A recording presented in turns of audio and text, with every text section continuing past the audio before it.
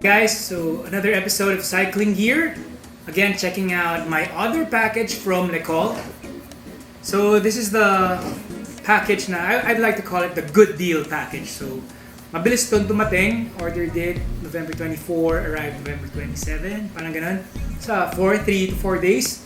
So kasi DHL Express, worldwide yung ginamit na shipping dito.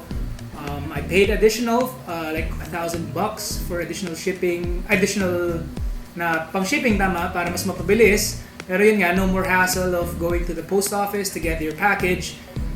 Instant sa bahay mo na, mas mabilis nga. Like the other one took me almost a month. And yun nga, nakaharang tayo ng customs tax. Ito, wala na because again, I got a big discount. I think around 50% off, parang 8,000 something yung nakuha kong discount dito. So it was below 10,000, so I wasn't taxed by the customs. So, check it out.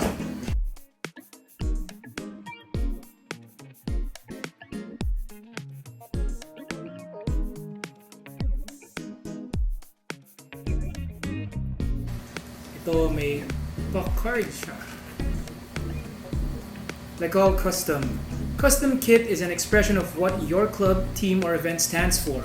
Racing, training, or simply enjoying the ride, all under the same banner. Le Col Custom captures the camaraderie that is central to cycling communities across the world.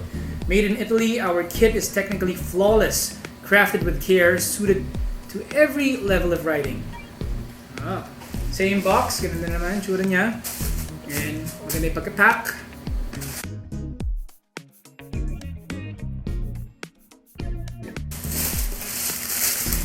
Yun! So again, with this one I got a jersey, I got a bib, and I got a cycling cap. So first off, nasa taas yung jersey natin. So it's actually the Eurosport jersey. Interesting. I got a small for this one. So yun, nakalagay sa likod, Eurosport. Tapos dito rin, nakalagay Le Col. So ganun na naman yung material niya. Parang stretchable para hindi umaangat siya sa legs. Reflector sa side. Cool. Ganda, maganda. I'm thinking it's the same material. Well, actually ito iba. Iba yung mesh niya dito. Different from the other one that I got. So here it says Le Col Eurosport, small, Col, made in Italy, ride faster, ride further. That.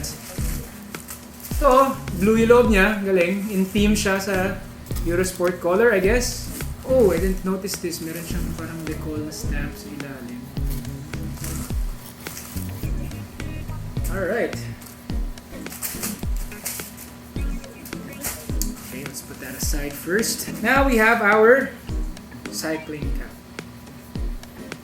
Tour de Lunsar. Honestly, no idea what that is. Kinuha ko lang to kasi gusto ko ng cycling cap. Speak Media. I don't know. Again. Speak Media. Le Col sa likod.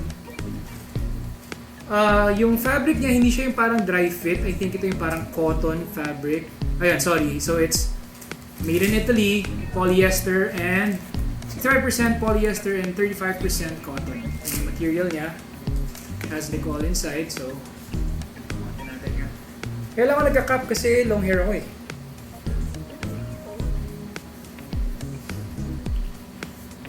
Ganyan siya. Nice ba? Oh. So that's how it looks like. Ayos! And lastly, we have our jersey. Ganda ng jersey na to actually.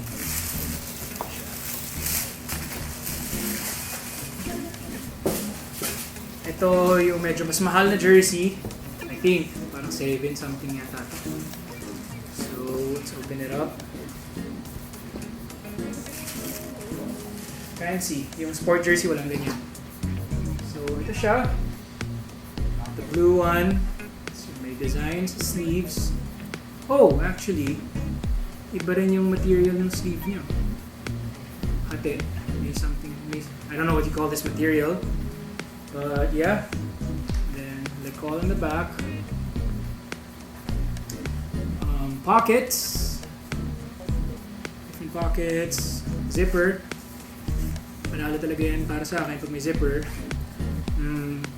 Reflectorized. So we have 1, 2, 3 pockets. Saan natin? Ilalim niya. Meron na naman yung band para di umaangat.